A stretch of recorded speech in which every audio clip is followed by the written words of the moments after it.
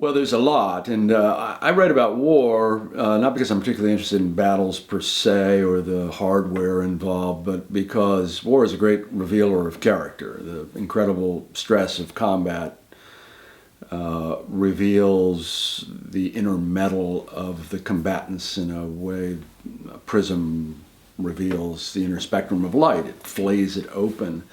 And you see that in the revolution. So there are characters that I just find my head swiveling toward them inevitably. Benedict Arnold is an obvious and completely mesmerizing figure. Greene and Knox.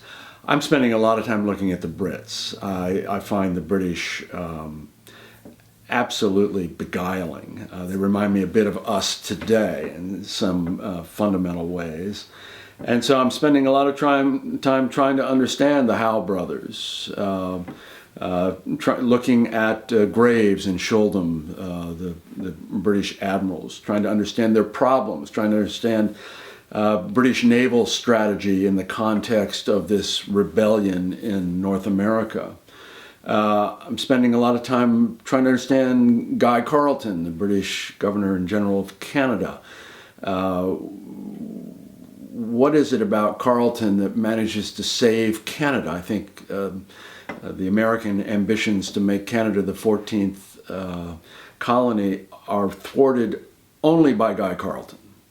And again, he's imperfect as a general. He lets the Americans get away at Champlain and earlier in the Canadian battles. And yet he's got a sympathy for Canada as Canada and not just a pawn in the British Empire that's quite impressive. It's ahead of his time in some ways. So in trying to understand who Guy Carleton was and the belief system that Guy Carleton had. So there's no shortage of fantastically interesting, complex, arresting characters that I'm finding.